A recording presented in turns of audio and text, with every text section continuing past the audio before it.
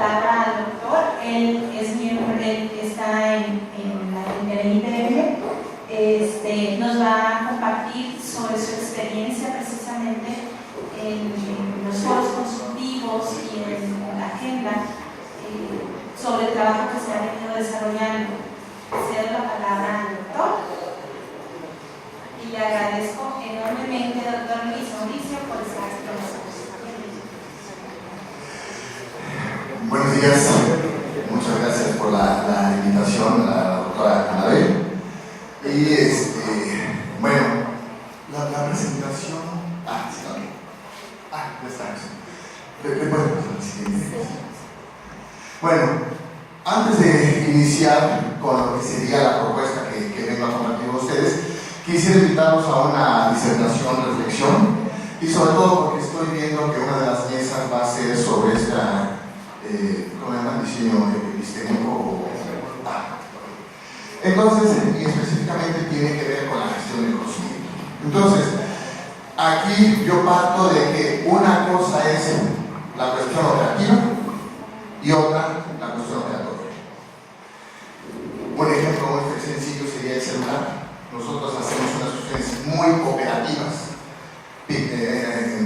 pisando teclas, pero tenemos todo un proceso operatorio que nos está guiando a hacer lo que hacemos. Entonces, para que no veamos la gestión del conocimiento meramente como acciones materiales, sino todas las acciones operatorias que hay detrás de eso. Bueno, entonces, lo primero que quiero plantearles es una tesis epistemológica de la cual parto, que es que el sujeto organiza el mundo organizando sus estructuras cognitivas para organizar. En ese sentido, platicando con mi buen amigo Luis Eduardo, me decía, pero esa no es una tesis epistemológica, es más bien nociológica. Entonces, concediendo sin aceptar, la transformamos en una epistemológica, en donde decir, y por eso en el foro que estamos, es que esa misma es: el investigador organiza el mundo organizando sus estructuras conceptuales para organizar. Entonces esta parte me parece fundamental, porque entonces lo nociológico y lo epistemológico, ¿cómo se pueden juntar? Y yo digo, desde el punto de vista educativo, no dejan que el niño estructure el mundo, sino más bien el maestro le estructura el mundo para estructurarle sus estructuras cognitivas para que lo estructure. Y eso mismo pasa en el ámbito epistemológico. Y aquí es, digamos, que una parte de mi discrepancia con los filósofos, en donde el filósofo organiza el mundo organizando los conceptos de los científicos. Entonces, bueno, esta parte yo creo que tendría que ver y cómo la pudiéramos nosotros de alguna manera cambiar y volvernos protagonistas de organizar nuestras propias estructuras conceptuales. Bueno, ya está de más decir que muchos conocidos como grandes filósofos, pues en realidad fueron grandes científicos. Tenemos a Kuhn, tenemos a Bachelard, o sea, con una formación científica que después dan ese paso hacia esa reflexión sobre su trabajo y sobre su quehacer. Entonces, para poder empezar a ubicarnos en este sentido de en dónde estamos en términos de investigación y sobre todo desde un contexto sociopolítico, trataríamos de ver entonces qué es esta política. Y entonces, en política tenemos en español política, pero si le tomamos prestados a los anglosajones su concepto, tendríamos por un lado politics y por otro lado tendríamos polis. Entonces, en este sentido, estaríamos entrando un poco en esta parte de la diferencia de los procesos conceptuales y no quedarnos con meros sustantivos. Un ejemplo para terminar la reflexión definición y después entrar ya así al análisis, ¿cómo sería esto de la cuestión de sustantivos y la cuestión conceptual? Si yo les digo, piensen en un rectángulo, y ahora les digo, piensen en un cuadrilátero, ¿los pensaron como distintos? Y no es cierto que un rectángulo, como le llamamos, no es también un cuadrilátero. Entonces empezamos con esta cuestión de los sustantivos o el nombre de las cosas y sus conceptos. ¿Qué es un trilátero? Y no me dirán, no, el trilátero no existe. Se llama triángulo. Se llama. Cuando en realidad es trilátero, ¿por qué? Porque tiene 3 lados. Triángulo, porque tiene 3 ángulos.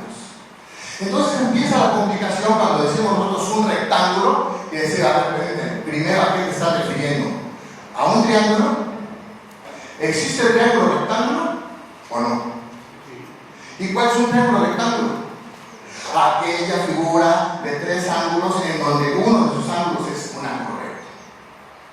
Entonces ya empezamos a hablar de la diferencia entre un triángulo rectángulo y un cuadrángulo rectángulo. Pero seguimos con el mismo problema. Tanto el cuadrilátero del principio como el rectángulo, los dos son cuadrángulos rectángulos. ¿Y los triángulos cómo los dividimos? ¿El equilátero? ¿Cuál es el equilátero? En el que todos sus lados son iguales.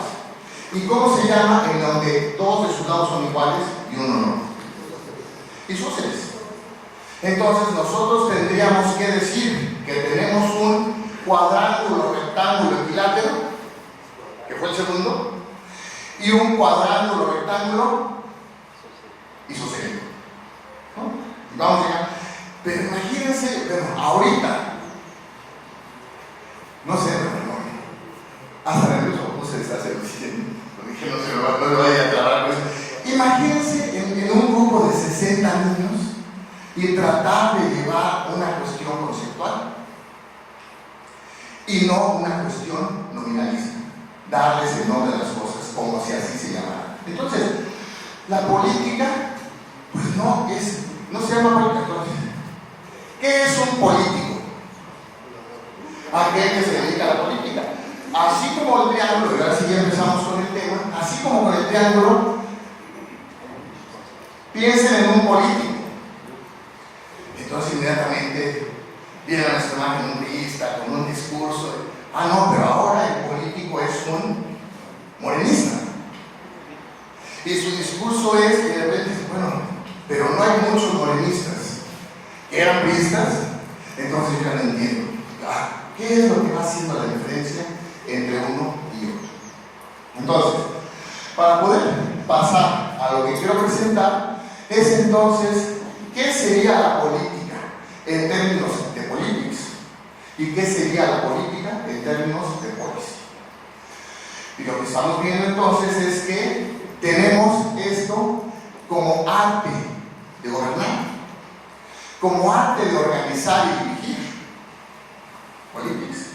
Y tenemos estos lineamientos a seguir para poder alcanzar una meta que marca esta política. ¿Estamos de acuerdo? Entonces, para hacerlo de acuerdo al tema de la conferencia, entonces tendríamos que ir al lugar natural en el que se juntan la política en términos de policy, la política en términos de politics, y así como en el universo de Aristóteles, los cuerpos buscan su lugar natural. Entonces, estaríamos yendo a la ley de humanidades, ciencia y tecnología. Ahora, ¿cómo podemos pasar a esto de estructurar el mundo, estructurando nuestras estructuras conceptuales? Nosotros fácilmente podemos decir, en el inciso 4 del artículo 34 del capítulo 2 del título 1, señala que está fácilmente de seguirlo, ¿sí? Entonces, es interesante cómo se está organizando, cómo están organizadas las redes. Desafortunadamente no tenemos un índice de contenido. Entonces, lo que van es un consecutivo de artículos. Ahí sí, independientemente del capítulo o del título, hay artículos. Esos no cambian. En cambio, tenemos nosotros títulos, capítulos, y los capítulos sí les corresponden ciertos artículos y a esos artículos ciertos incisos. ¿De acuerdo? Entonces, como una cortesía de tratar de organizar, estaríamos viendo que la Ley de Humanidades y Tecnología está dividida en 9 títulos que vamos a ir viendo. Cada uno de los títulos va teniendo, uno de ellos no tiene ni capítulos, solamente el primer artículo, que es de disposiciones generales, y en este caso es una parte que venimos intentado a detenerme a ver con ustedes, porque hay un inciso que se refiere a investigación y desarrollo. Investigación y desarrollo, pero investigación y desarrollo ¿de qué? Tendríamos que hacemos investigación y desarrollo tecnológico. Esa sería una parte de una manera de verlo. Pero el desarrollo tecnológico tiene una parte de desarrollo de escalamiento industrial. Tenemos que la ciencia también tiene una parte de desarrollo. ¿Sí? Y estamos hablando de todo este desarrollo experimental. Entonces, esa parte que es necesariamente tener esta división conceptual para poder posicionarnos en donde estamos. ¿Dentro de qué? Dentro del sistema de ciencia y tecnología que ahorita vamos a ver. Pero bueno, solamente lo dejo por si hay tiempo más al final, podríamos ahondar un poco en eso. Repasemos rápidamente entonces que tenemos el título primero, título segundo, sobre el Consejo Nacional de Ciencia y Tecnología. ¿Por qué? Porque es el que marca los lineamientos de política y él es desde el punto de vista de política, de politics, el que se encarga de organizar y dirigir estas actividades. Entonces tenemos que ver cómo está organizado ahora, cómo entra la H al CONACYT, pero ese es otro tema que se tendría que ver. ¿Me pueden pasar a la siguiente, por favor? Tenemos el título 3, que son los mecanismos e instrumentos de fomento. Lo resalté un poco porque, bueno, también hay que, no porque nosotros no tengan la misma importancia, pero bueno, tratar de ver cuáles son esos lineamientos de política y de apoyo a la investigación. Tenemos los diferentes capítulos, ¿no? Capítulo 1, con sus artículos y sus apartados, que son los que especifican el tema. Entonces, pasamos que esta especificación al principio ya no es que no me dio tiempo o no quise, no. Después está dividido nada más en títulos. El título y su... El título y su título. El título 3, que su título es Mecanismos de Fomento. Después tenemos el título 4, que se refiere a los fondos. Después tenemos... A ver, ¿me puede pasar así? Título 4, la coordinación de la descentralización, y esos solamente tienen artículos y apartados, ya no tienen capítulos. Entonces son temáticas que van más bien. La siguiente, por favor. Si gusta indicarme así con su dedo y yo paso, así influye. Pues se me hace muy feo. Sí, bueno. bueno, o una o señal. señal. Una señal. O, sí, sí, la siguiente. Esta es en la que me quiero centrar. Porque esto es para mí una parte en donde estos foros consultivos. ¡Ay, excelente! Sí, nada más con esto. Sí, porque luego me pasan otros en donde uno cambiando y en lugar de apuntar, sí. Perfecto, aquí tenemos. Entonces, esto es la parte en donde el foro consultivo ha dicho la nueva ley de ciencia, humanidades, tecnología es una ley retrógrada. Hay toda una discusión de decir, bueno, ¿por qué es retrógrada? Tendríamos que ver por qué es retrógrada. Y bueno, cuando la estaba viendo, me hizo pensar que teniendo lo que tienen, nos quieren regresar, así, nos quieren regresar de la parte epistemológica a la parte nociológica. ¿Y qué quiero decir con esto? Me hizo pensar, cuando estudié la primaria, la manera de investigar dependía del código postal. En lugar de ir a la biblioteca a consultar, era ir a la papelería a comprar una monografía. ¿Quiénes eran los mejores investigadores? Los que tenían la papelería más surtida. Entre más surtida era la papelería, bueno, tenías más acceso a la información y al conocimiento. Pareciera que entonces nosotros ahora vamos a consultar monografías, cuando en realidad lo que estamos haciendo es teniendo un gran acceso a la información. Bueno, aquí viene toda esta parte, democratizar la información. La estrategia buscará ampliar, consolidar y facilitar el acceso a la información. Como si no existiera.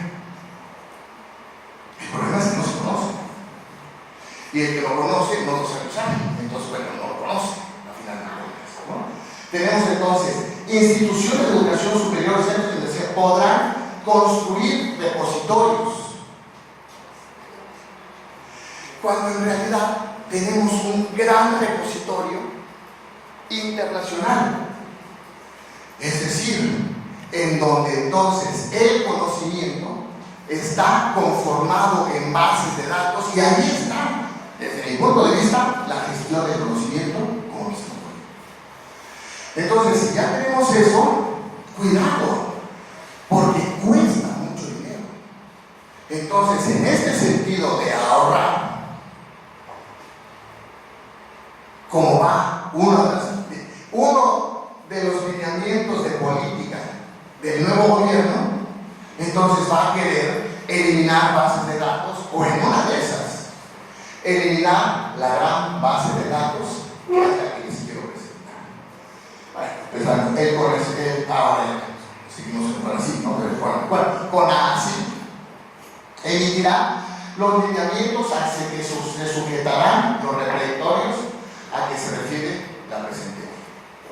Como repito, ya hay repertorios, pero hay la posibilidad de crear repertorios y además hay la manera de socializar toda esa información sin ningún costo para los usuarios.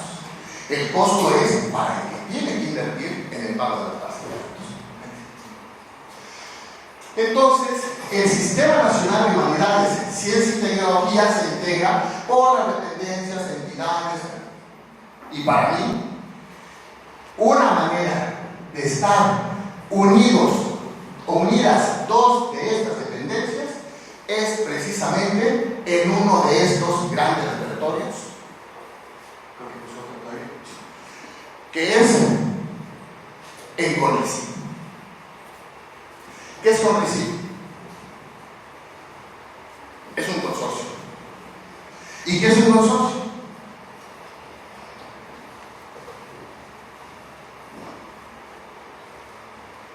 La unión o una agrupación de entidades para negocios importantes. El negocio de la investigación. El negocio de la investigación, que entonces las empresas se dedican a hacer negocio, pero también se dedican a hacer negocio con el conocimiento de las universidades reflejado en sus investigaciones. ¿Sí? Por favor. Este es Consorcio Nacional de Recursos de Información Científica y Tecnológica. Esto es CONRECYT. ¿La que sigue, por favor? Ahí está. ¿Quién conforma CONRECYT? Es la unión de universidades e instituciones de investigación. Entonces, aquí no es porque solamente estas instituciones sean, son las instituciones fundadoras. ¿A propuesta de quién? Del CONACYT, como órgano coordinador de esta política o de los lineamientos a seguir para la investigación. Estas no son todas las empresas. son solamente algunas de las empresas que son las que ofrecen este conocimiento organizado, esta gestión del conocimiento, y voy a tomar solamente una de ellas. ¿Han sido hablar ustedes de hay que publicar en revistas Easy? Y no era nada easy, o no es nada easy publicar en revistas, porque no es easy, sino Institute for Scientific Information. El Institute for Scientific Information, que fue creado para la gestión del conocimiento, después es comprado por Thomson y después se alía con Reuters, y entonces tenemos Easy Thomson Reuters. Pero apenas hace unos meses, Easy Thomson Reuters vendieron a Easy, y entonces ahora lo que tenemos es a Clarivate. Bueno, la que sigue. Ustedes se han oído hablar de Scopus. ¿Qué es Scopus? Una base de datos. Sí. Una base de datos que da ¿qué? Ese es en donde empieza lo interesante de todo esto. Aquí sí. ¿A ustedes? Ahora sí. Tenemos entonces Elsevier, que la vieron en la lámina anterior, en donde está Science Direct y está Scopus. Entonces, Elsevier, que es una empresa editorial, tiene entonces un sitio en donde coloca bases de datos. Scopus lo que te da fundamentalmente es los trabajos citados y el índice de esos trabajos citados. Para poder hacer esta información y sobre todo para poder llegar a lo último que quiero plantear, y creo que todavía tengo tiempo, no sé quién señala el tiempo, pero bueno, si nada más estaba viendo aquí, iniciamos el cuidado, ¿verdad? Bueno, ¿cómo se organiza la información? Tenemos nosotros, pensemos todos en un artículo. ¿Qué es lo que lleva un artículo? Como encabezado. ¿Qué lleva como encabezado, pero que es distinto a lo que lleva hacia arriba? ¿Sí lo tienen todo visualizado? Tenemos como encabezado el título, ¿no es cierto? Y abajo del título tenemos al autor. Pero en la parte de arriba del encabezado, es en donde viene el nombre de la revista, el número. ¿Qué le sigue? Un abstract. Entonces, Scopus lo que te da fundamentalmente es un índice de abstracts. Pero entonces, un índice de abstracts, como su nombre lo dice, de resúmenes, no. Lo primero que hace es conjuntar revistas de resúmenes. Entonces tenemos el Chemical Abstract, el Biological Abstract, el Sociological Abstract, que ¿qué es lo que hace? Tomar de las principales revistas, si se llama abstract, ¿qué creen que toma del cuerpo del artículo? El abstract. Pero entonces te lo organiza por el nombre del autor, por el título del trabajo y por la revista en que está publicada. ¿De acuerdo? Y entonces te va, y ahí es principalmente lo que da, obviamente, como toma del texto completo, hay la opción de accesar exclusivamente al abstract o la opción de accesar al texto completo. Entonces no es que no se quiera socializar, sino esto cuesta. Y la empresa va liberando de acuerdo al año, bueno, sigue toda esta parte. La parte que me acaba de impresionar, digo, yo llevo años metido en esto y yo hacía las consultas en papel. Entonces, ahora me puedo acaba de sorprender algo que les quiero compartir. Ya que sí. Tenemos entonces a Clarivate, que a Easy Thomson Reuters, y tenemos, así como estaba de Science Direct para Elsevier, él tiene la Web of Science. Y en lugar de tener Scopus, tiene los Citation Index. Que todo el mundo dice el Citation Index, y no, son los Science Citation Index para lo que le llaman las ciencias duras. Social Science Citation Index, ¿para qué? Para ciencias sociales. Pero tiene otro que es el Art and Humanities Citation Index. ¿Cómo se usa la búsqueda de información? Google. El oráculo de Google. Y si no, se va a Google Academy. Pero ahora que ya conocemos Congresito, nos vamos a Congresito. Pero seguimos haciendo las mismas búsquedas. Le damos una búsqueda general y ¿qué es lo que hace el operador? Necesita un operatorio que le diga cómo ve. Pero entonces lo que hace es buscarte en dónde, tanto en Elsevier como en Clarivate, y ya te va a dar información, pero no clasificada. ¿Sí? Nosotros tenemos que ver cómo está estructurado para ver por dónde entramos para pedir. ¿De acuerdo? Entonces, podemos llegar y hacer búsquedas específicamente en humanidades. La completamos con ciencias sociales, pero si también estamos en el área de ciencias, pues vamos a hacer eso. ¿Sí? Llegamos entonces a la gestión del conocimiento. CONACYT fue la que promovió el conocimiento. Y entonces podemos hacer las búsquedas. La búsqueda que les traigo para ver en dónde estamos es, sí, por favor. Una antes porque se me fue la fecha. Ahora no va a aparecer, aquí le voy a dar el crédito de haber hecho esto porque no lo hice yo. Entonces, yo me considero que soy de bulbos y entonces ya no sé. Estando en CONACYT, le damos CONRECYT y nos mete a esta página. Estando aquí, le ponemos recursos por editorial. Y a esos recursos por editorial, sigue más uno. Entonces, otro, entonces en recursos por editorial, ¿a quién vamos a buscar? ¿Sigue? A Elsevier.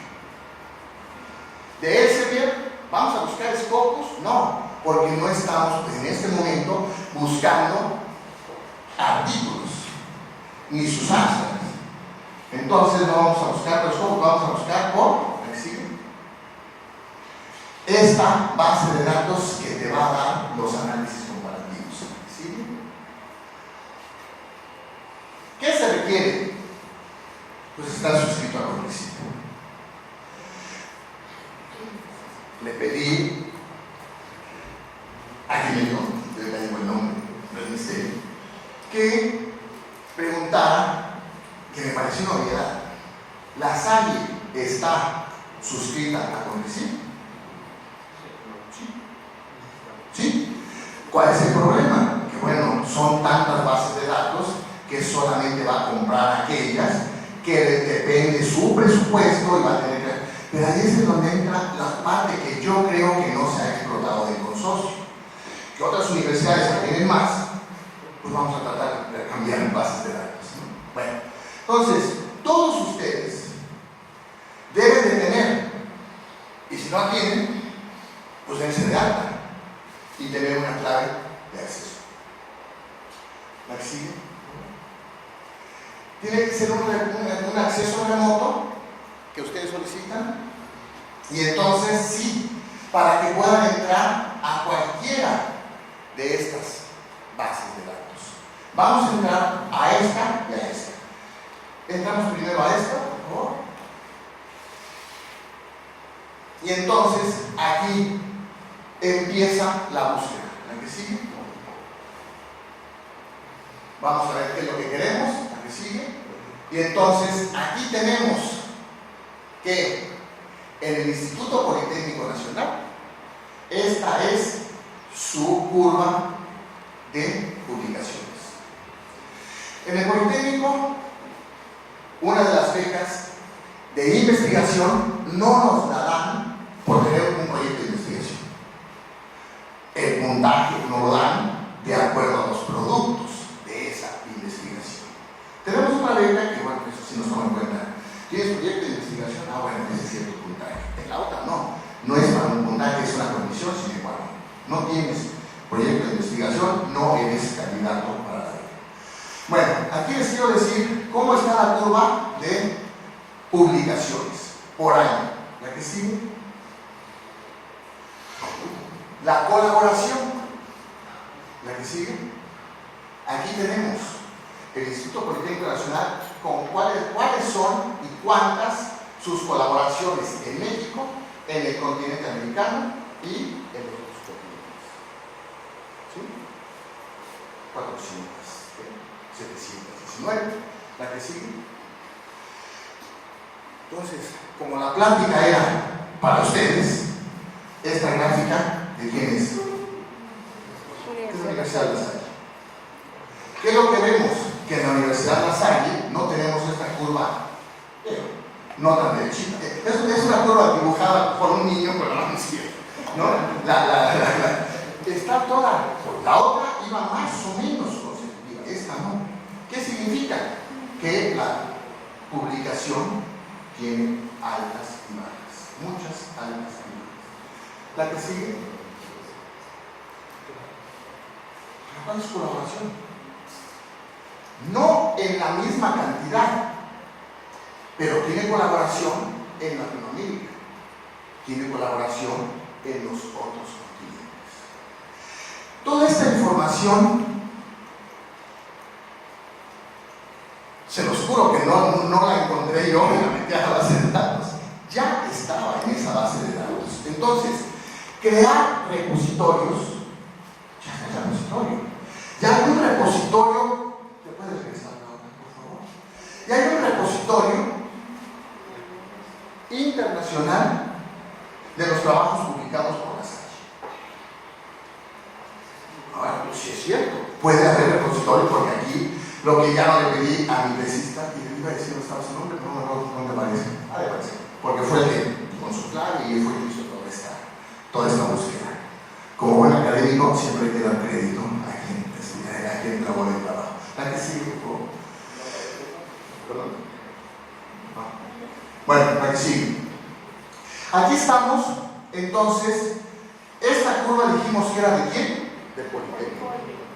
Y esta recta, ¿de quién es? De La Salle. Entonces, aquí lo que puede decir, bueno, es la diferencia de una institución, ¿no? La que sigue, por favor. ¿De quién es esta curva? ¿Le puedes dar la que sigue? De la UNAM. Y entonces sí vemos la diferencia de la que sigue, del Politécnico, la diferencia entre el Politécnico y la UNAM. Y la que sigue, La Salle. ¿Sí? Pero ahora, allá está mi buen amigo Alejandro, platicando con él, dice, bueno, sí, pero esa es competencia de este año, ¿no? Y efectivamente es lo que me faltó pedirle, y bueno, lo voy a hacer para tener la presentación, y a lo mejor hasta la presentación ya les interesa, pues también se las comparto, en donde decir, bueno, hay que comparar la UNAM con Harvard, ¿no? Hay que comparar la UNAM con el MIT, o al Politécnico con el MIT. La UNAM con Harvard, esta con el MIT y el resto. ¿Son las sedes de todo el mundo? ¿Ah? ¿Son las instituciones, las universidades de todo el mundo? No, sí. ¿Solo México? No entiendo. ¿Solo México? No. A ver. Bueno, yo creo que habría que hacer una aclaración. Nosotros no estamos en la base de datos como red, entonces muchas veces aparece una sola institución. O sea, habría que hacer el ejercicio de nada más La Salle y todas las Salles generar los documentos, porque los números sí no corresponden a los globales. Ok, sí. Otra, que iba a decir, en la gráfica del anterior que estaba así de despareja, le dije, bueno, hay que ver, porque entonces La Salle no es, digamos, como la UNAM y el Politécnico como institución, sino cuál de ellas sería. Aquí falta decir del Politécnico cuál de sus escuelas sería, en la UNAM o cuáles de sus facultades, sus institutos. Lo mismo sería para La Salle. Pero bueno, no sé, yo estaba entendiendo la pregunta, que esto están los datos de la UNAM, del Politécnico de La Salle, pero están dentro de los datos de todas las instituciones de todo el mundo. Por eso es que sí sí podemos hacer la otra gráfica comparando la UNAM con otras universidades. La que sigue. Aquí lo que tenemos, la que sigue, este comparativo de la UNAM, el Politécnico y el CIMBESTAT. ¿Por qué? Pues porque hasta hace 10 años estaba muy disparado. Estaba el CIMBESTAT y estaba el Politécnico. Ha ido incrementando esa productividad. ¿La que sigue? Bueno, las hay, que conforme va creciendo la gráfica, y esto se va haciendo cada vez más difícil. Pero siguiendo que no hay que entrar en la competencia desleal, ¿la que sigue? Tenemos, bueno, primero porque creo que no la puso donde le dije que la pusiera, la que sigue, por favor. A ver, la anterior, por favor. Si no, no me parece, no, después no lo entendí. Entonces, esta es la gráfica de la Universidad de La Salle, la que sigue. Entonces, lo que tenemos es aquí dividido por, primero están todas las publicaciones y después le puedes ir pidiendo por tipo de publicación. ¿Sí? Entonces, eso ya empieza a ser una diferenciación en donde tienes los libros, en donde tienes las ponencias presentadas en los congresos, entonces eso es lo que ya va. Aquí no veo, la que sigue, por favor, aquí está. Esta diferencia no sé si la conocen. Tenemos los que son artículos y tenemos los que son artículos de review. El artículo lo publica cualquier investigador. Lo manda a la revista, lo evalúan y lo publican. El artículo de review no, aunque no está prohibido, pero por lo regular el artículo de review, la revista se lo pide a un investigador con cierta trayectoria para que haga un análisis de toda esta información como un estado del arte, que le llaman estado de conocimiento. La que sigue, por favor. Sigo sin ver su nombre, pero bueno. ¿Cómo está esto de la competencia no desleal? La que sigue. ¿Me regreso? Tenemos, bueno, Es la UP sí, y Universidad La Salle. sí, que ahorita aparece, por favor, la que sigue. Ajá. Y la que sigue. Una por una. ¿Otra? Ahí está. Ahora sí tenemos el comparativo. La Salle, la Panamericana y la Ibero. ¿Sí? Entonces, eso ya va dando un poquito este panorama. Este panorama que, ¿qué es lo que hace falta? Pasar de este repositorio internacional a un repositorio institucional. Que no sé si, desde ahorita voy conociendo un poco más de la universidad, y entonces cada una, hasta donde entendí, tiene su autonomía, pero entonces si como parte administrativa se puede ir viendo en un repositorio de La Salle, que después veamos cómo se puede hacer con lo que hay. Por eso, digamos, está el lineamiento de política de crear repositorios, bueno, ya está, y de hacer repositorios, y cómo socializar. La que sigue, por favor. Entonces, bueno, aquí es otro tipo de gráfica, la que sigue, de publicaciones por año. Ahora, regresando ya no a este comparativo, sino a la búsqueda de información de manera específica, entonces, la que sigue, por favor. ¿Cómo está dividido este tipo de taxi? Nuevamente son la que sigue, por favor. No es igual la distribución. La distribución que tiene tanto la Universidad La Salle como la Iberoamericana, como la Panamericana, en dónde está participando y cuántas participaciones tiene.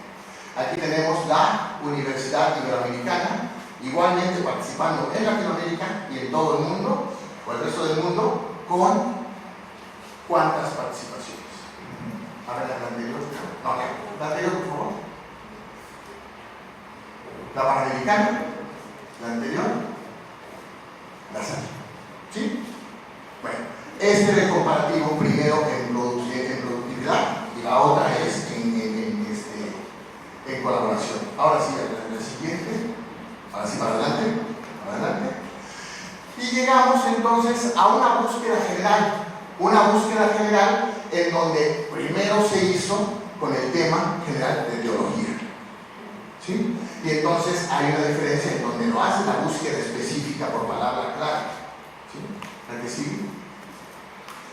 Pero, nuevamente, le pedí, y por la plática que tuve también con Alejandro, es que, bueno, vamos a especificarla. Entonces, no teología, sino enseñanza de la teología. Y la enseñanza de la teología, la que sigue, por favor, aparecen 19.470 documentos.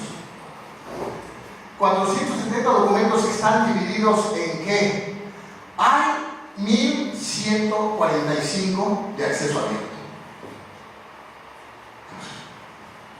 Cualquiera puede entrar y bajar los textos completos, el texto completo. Tenemos otros, bueno, son por año. La que sigue, ¿no? Ahora sí. Aquí tenemos artículos, libros, artículos de review, presentaciones en congresos o memorias de congresos, tenemos capítulos de libros y aquí tenemos ya la cantidad de trabajos. Una de las recomendaciones que siempre hago, hay que ir a los artículos de review, que desde mi punto de vista son bastantes trabajos sobre enseñanza de la teología, a diferencia de los artículos generales y todos los demás que son las memorias de congresos. ¿Sí? Especificando la búsqueda, y ahora en lugar de que fuera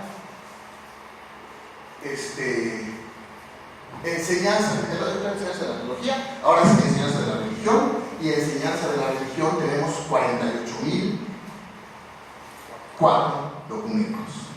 ¿La que sigue? Y enseñanza del cristianismo, de la cristiandad, que igualmente se puede seguir especificando. ¿Y quién le va a especificar? Pues cada uno de los interesados para poder hacer la búsqueda, y aquí tenemos 14.000 documentos. Producidos, ¿en dónde? En todo el mundo y por diversas universidades. ¿Sí? En este punto me quiero detener un poquito porque les dije para elaborar los abstracts. Entonces estaba como dato el título del trabajo y el título del autor. Pero el autor, después, abajo del nombre del autor, viene su adscripción. ¿Eso qué significa? Que para las bases de datos le permite decir estos trabajos, 14.000, en qué universidades están haciendo. Y después dividido por los autores que están participando. Y aquí es en donde entra Scopus y el Citation Index, porque hay documentos que se están produciendo, pero hay documentos que no solamente es uno publica un artículo y después va checando y dice, ya lo vieron, ya lo bajaron, ya lo... Pues sí, lo bajan, lo cual no significa que lo hayan leído, pero si no leyeron tampoco significa que te hayan citado. Entonces el impacto se empieza a medir en la medida en que los trabajos son citados. ¿Sí? Bueno, entonces, así como tenemos por la inscripción cuáles son las universidades y por las citas cuáles son los principales autores que están publicando, eso al decir qué universidad también nos da por default cuál es el país. Entonces, antes de pasar a lo siguiente, que fue lo que me fascinó, es que todo esto, bueno, lo vengo manejando en papel cuando me lo presentan en una base de datos electrónica y tiene un formato diferente, pero tiene la misma estructura, ¿no? Entonces, eso permite archivar, buscar aquí de esta manera. Pero la siguiente, bueno, no sé si se me sigue la lo demás que les quiero comentar es que en los artículos, al final, ponen agradecimientos. Y en los agradecimientos se pone el agradecimiento a la institución en la que estás o en la que colaboraste, pero fundamentalmente se da agradecimiento a quien fue el que financió la investigación. Entonces, si tú pones el agradecimiento al que financió la investigación, pues entonces puedes armar una base de datos de los financiadores de la investigación. ¿De acuerdo? ¿Aquí sigue? Bueno, aquí seguimos todavía con bueno, aquí se ve un poco mejor. ¿Cuáles serían los años de publicación, la búsqueda de dónde a dónde, y cuáles son los tipos de documentos, artículos de review, artículos generales y capítulos de libro? Entonces, eso te va dando ya el panorama. ¿Sí? Hay una base de datos para Latinoamérica, y la base de datos para Latinoamérica, que no excluye a los demás, es esta base de datos, que entonces es una base de datos en línea, ¿no? Que es, si mal no recuerdo, Science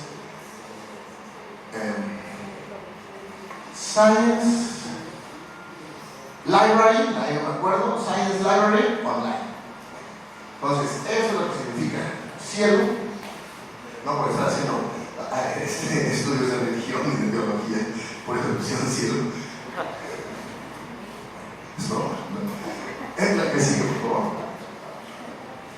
Y llegamos a Mendeley. Mendeley, que es una base de datos de Elsevier. Así como tenemos que Elsevier tiene el Science Direct, tiene Scopus, tiene Mendeley. Clarivate, ¿qué es lo que tiene? Web of Science, Science Citation Index. 10 minutos. 10, qué bueno, sí. Qué susto. Así. Entonces, está Clarivate, que tiene Web of Science, Science Citation Index, y lo que hace las veces de Mendeley se llama EndNote. ¿Y qué es lo que está haciendo? Aquí lo dice. Te va a permitir, vamos, he ido a algunas pláticas de Elsevier, y además está por un lado Elsevier, está por otro lado Clarivate, y te empiezan a decir, no, es que la mía te ofrece mejores ventajas. No. La manera de vendértelo es que te va a facilitar la manera de citar y de referenciar. ¿Cuál es la diferencia? Citar es el nombre del autor que pones en el título, en el trabajo, en el texto, y después pones la referencia. Al momento de que tú lo pones en tu base de datos de Mendeley, como si fuera una carpeta de Dropbox, cuando tú pones el nombre, como ya tienes cargado el documento, y le pones el apellido y el año, inmediatamente te pone la opción de estar refiriendo este documento, dice sí, le das clic y inmediatamente te lo ponen las referencias. Digo, esa parte me parece que es útil desde el punto de vista operativo, pero todas las ventajas que da Mendeley es para poder hacer repositorios a nivel local. Estamos viendo que la Universidad La Salle y la colaboración que tiene. ¿Por qué esa colaboración? Bueno, porque hay en esos lugares participación, publicaciones. ¿Qué es lo que se puede hacer? Con Mendeley se arma una base de datos común. Entonces, se puede hacer ahora sí una red en donde un investigador o una red nacional en donde se puedan hacer estas, vamos a llamarle así, carpetas de Dropbox a través de Mendeley, y que se comparte con un grupo de investigadores en México, en Latinoamérica o de Latinoamérica con los más continentes del mundo. Entonces, ya tenemos nuevamente toda la infraestructura para hacer repositorios institucionales, y a nivel institucional pueden ser nacionales y pueden ser internacionales, y se arman este tipo de grupos. ¿Sigue? Mendeley dice, aquí está para poder ver nuevamente la entrada. ¿Sigue, por favor? Aquí está, por fin decía dónde estaba el crédito. Mi tesista Guillermo Samuel Tobar Sánchez, que es quien hizo todo este proceso. Ahí está ya su nombre de usuario, se da el password, sigue, y una vez que entra, entonces sí, ahora sí, ya puedes entrar y hacer toda esta parte que les acabo de comentar de cómo formar repositorios de trabajo de investigaciones, ¿sí? Pero, ¿sigue? Lo que estaríamos viendo serían los fondos. ¿Quiénes son las instituciones para dar estos fondos? ¿La que sigue? La que sigue, bueno, ahí están las posibilidades. La que sigue. Y aquí lo que tenemos es en qué áreas de conocimiento es en las que se da, se otorgan estos fondos. La que sigue. Y esos fondos en dónde o cómo se van a estar ejerciendo. Digo, hace poco nos acaban de poner un susto la cuarta transformación, en donde dice ya no se va a dar apoyo para asistencia a congresos, excepto en que el señor presidente diera la autorización. Después acá dice, no, eso nada más es para los funcionarios. Pero por pronto entró en pánico y todos los recursos que estaban destinados no los detuvieron. Bueno, pero está la posibilidad de que uno puede entonces sí, a dónde puede acudir para tener fondos para poder hacer representaciones en congresos, o aquí para poder hacer becas para estudiantes o becas para investigadores para hacer estancias. ¿La que sigue? Las áreas de investigación, ya había dicho, y la que sigue.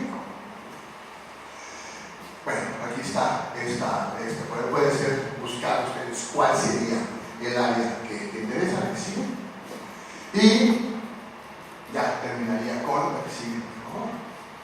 Aquí tenemos entonces las diferentes áreas, la que sigue. Esto, que aquí empezaba esta conjunción. Entonces, ¿qué es lo que se puede hacer con esto? Regresando a la ley de ciencia y tecnología, precisamente tener o partir de este gran repositorio, que ojalá no digan que es muy caro y entonces por ahorrar ya no se siga suscribiendo y no se permita la suscripción de ninguna universidad, lo cual me parece disparatado y no creo que lo vayan a hacer, pero bueno. Y después empezar a tener lo que dice la ley, por eso un poco lo retrógrado, decir, hacer repositorios cuando les está haciendo.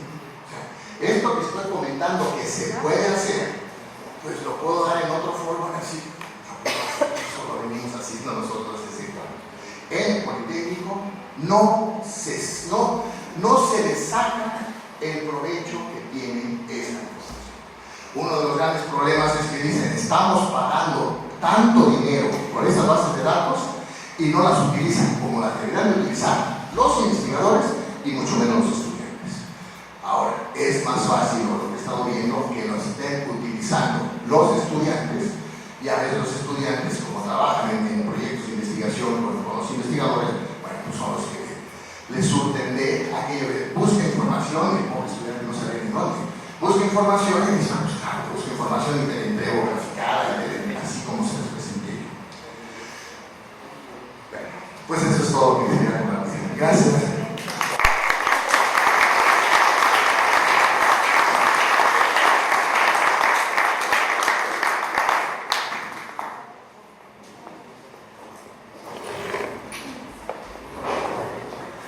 Muchísimas gracias, doctor Mauricio.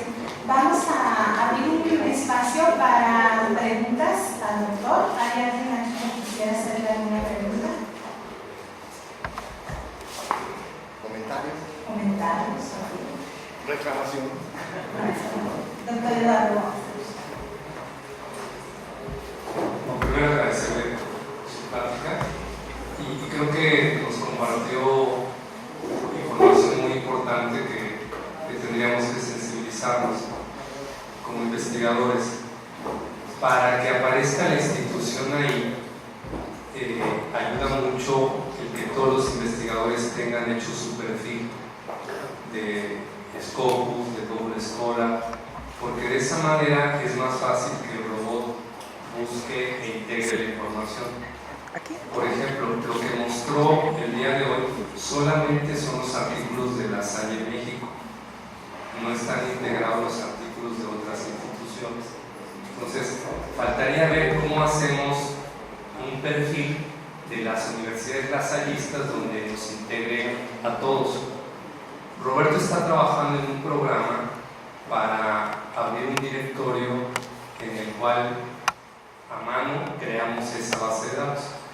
Pero vean el impacto que tiene cuando alguien hace una consulta de La Salle pensando que somos todos. O sea, independientemente que tengamos artículos, eso no representa la productividad de todos los que estamos aquí. Entonces, si recuerdan el año pasado, los que estuvieron, les dimos una plática de cómo llenar, digamos, su perfil. Los que no lo hayan hecho, los invitamos a que lo hagan. El directorio con esa información va a salir en un mes, más o menos, y los que no estén, nos organizamos para ver si hacemos un curso en línea para que tengan esta información. Pero imagínense que viene una persona externa que nos dé esta visión de cómo nos ve la universidad y pues no refleja el esfuerzo de todos, ¿no? Y bueno, ahora sí, como antecedente, y bueno, una pregunta. Cuando uno, por ejemplo, hay una discusión sobre que estos indicadores son muy cuantitativos, ¿no? Y que al final el esfuerzo que hace en algunas áreas pues no representa, por ejemplo, el impacto, ¿no? Que puede ir por número de citas o por cosas así. En su experiencia, la evaluación, por ejemplo, del SNI, del PNPC, ¿qué elementos debería de considerar extra los que ya se consideran? Bueno, yo no sé si primero me la pregunta o después bueno, si se me olvida la pregunta, me recuerdas. Yo creo que es muy importante lo de la institución, porque por un lado solamente refleja la productividad en esas bases de datos, o sea, en ese tipo de revistas. Por eso insisten tanto que sea una revista indizada. Cuando dice una revista indizada, hay varios niveles de indización.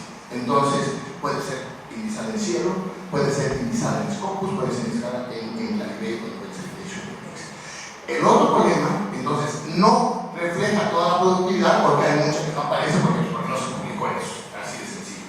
Pero el otro problema que tiene el Politécnico es que se reporta National Polytechnic Institute, Instituto Politécnico Nacional.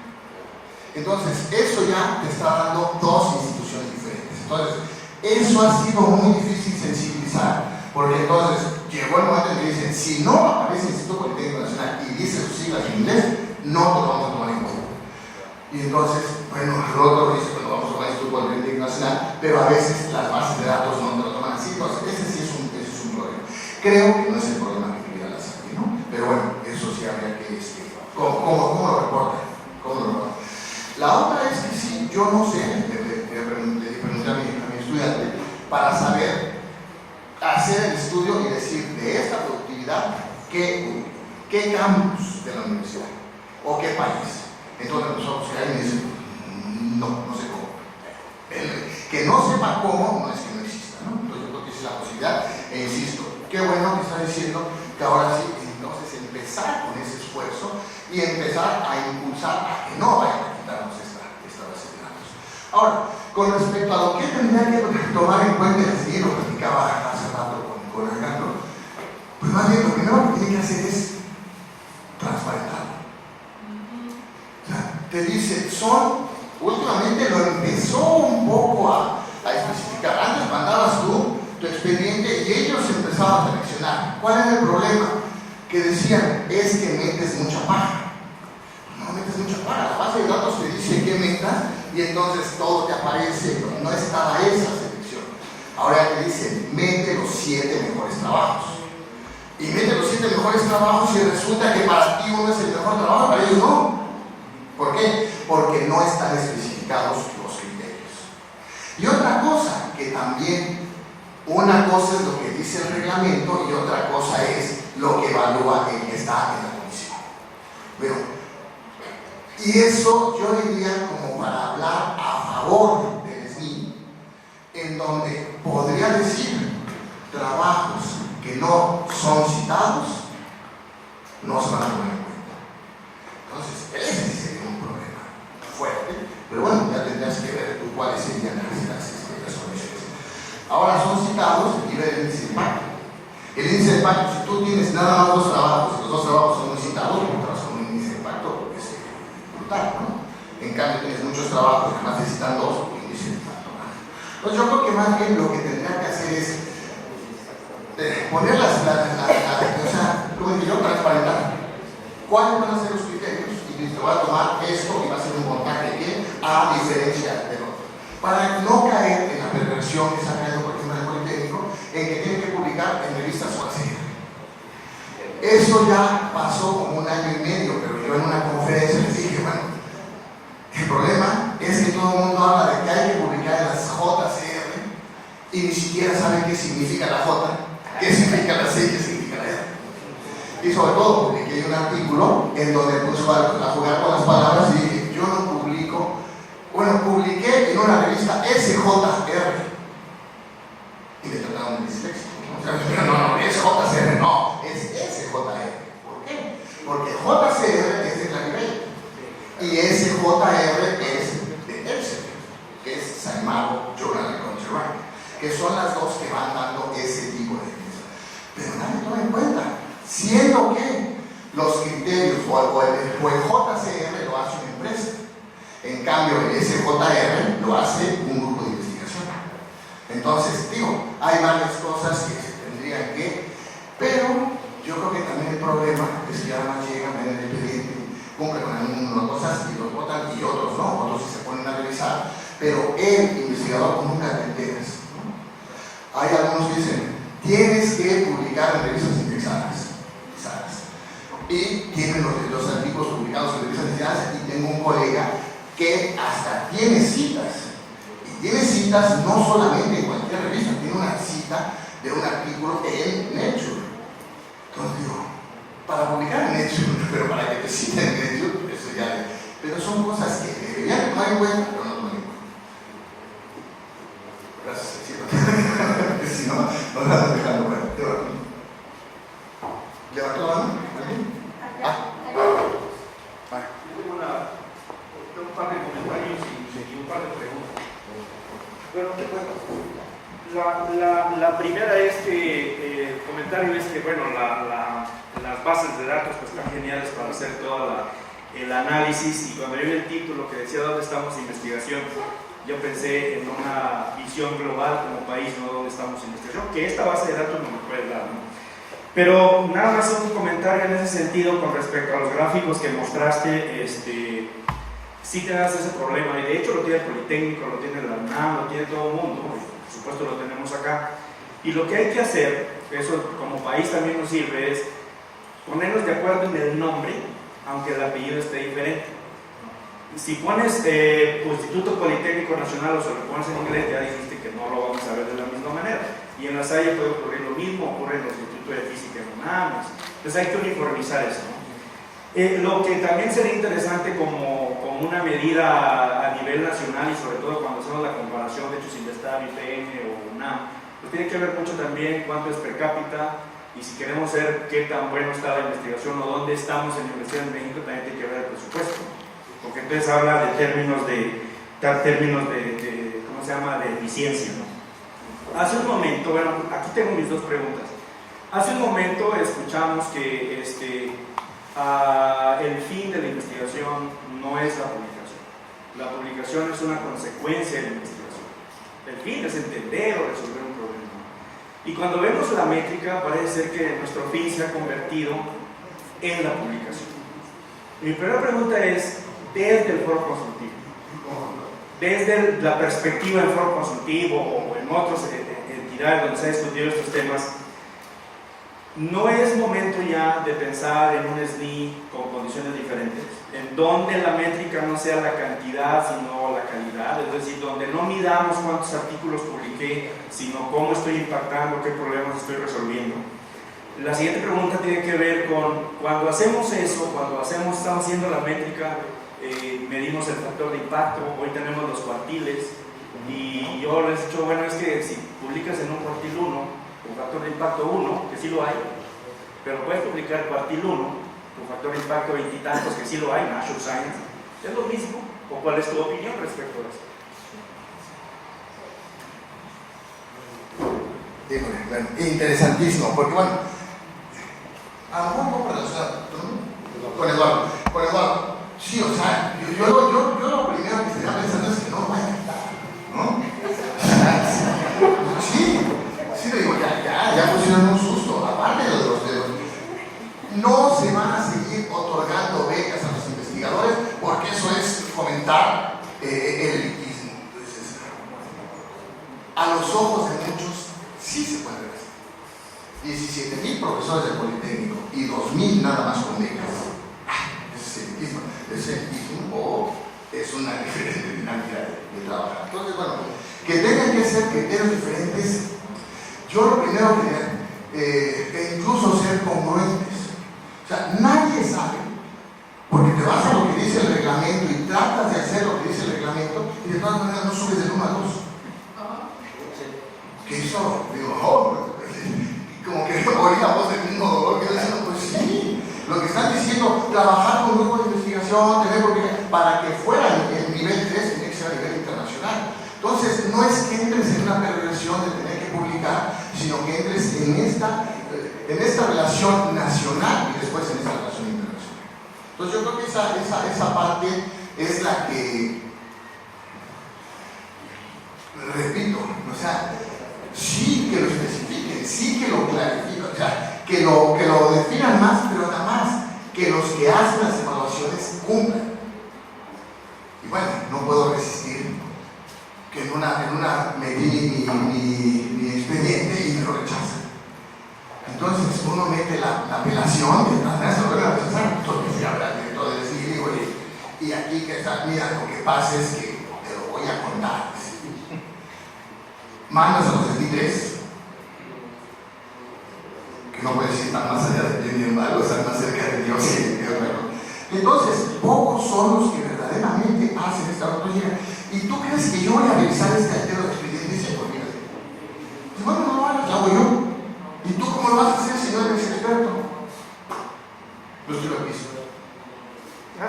Y el que caiga de tal manera es el que deja de decir, y el que no, queda fuera. Oye, pero eso, no es antiético.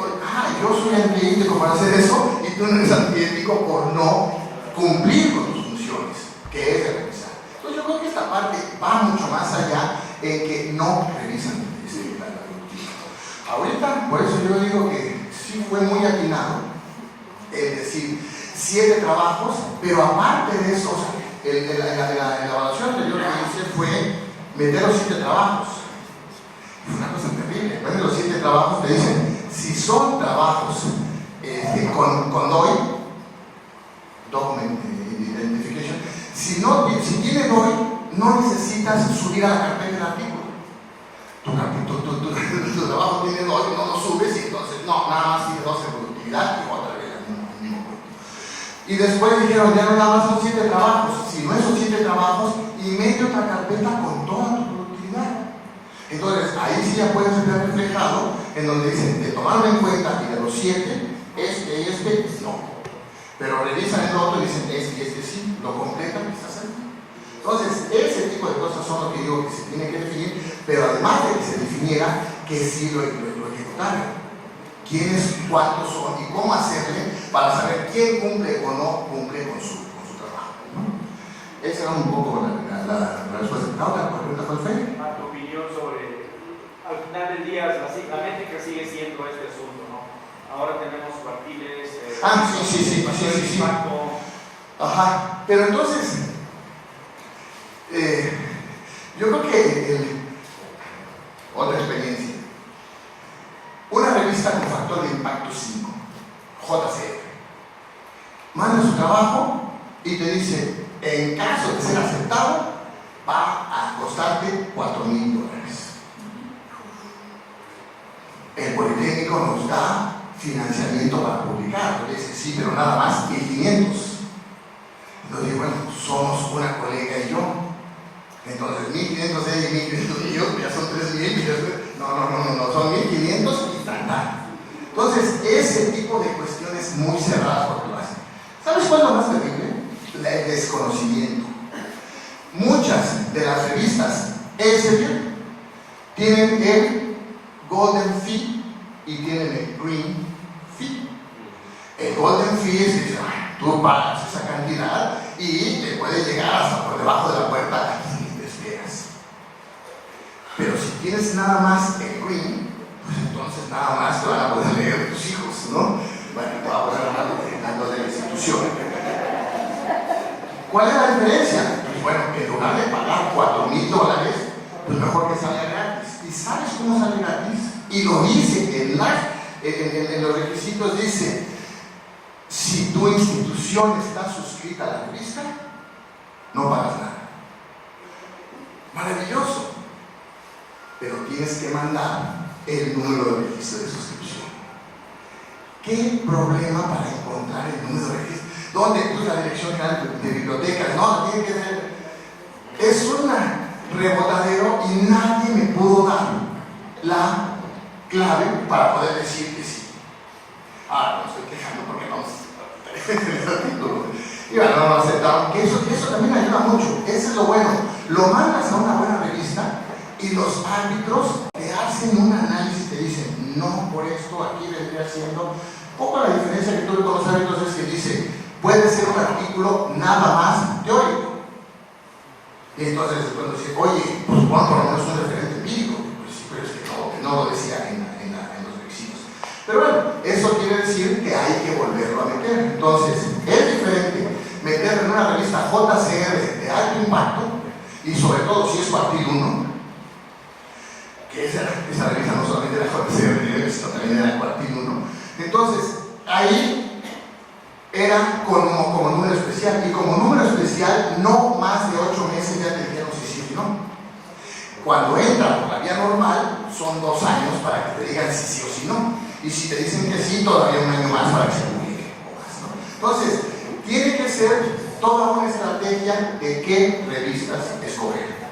Una puede ser una estrategia para poder incrementar esta curva, es que bueno, entremos a revistas Scopus, sean o no sean JCR, ¿sí? Pero con experiencia y salas en Scopus. Entonces yo digo que ese tipo de estrategias, pero nadie te las dice.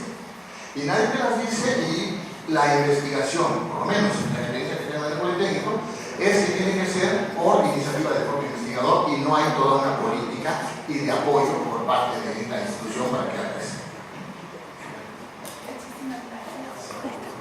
Creo que sí. Muchísimas gracias, doctora.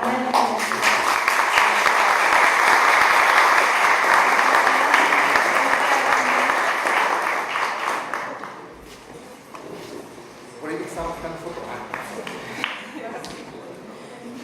Maestro, a nombre de IGSA y la Salle Red de Universidades de México, otorga el presente reconocimiento al doctor Luis Mauricio Rodríguez Salazar por impartir la conferencia Desde el Contexto Político, Foro Consultivo, durante el segundo encuentro Investigadores Lasallistas, el cual se llevó a cabo los días 2, 3 y 4 de julio del presente año.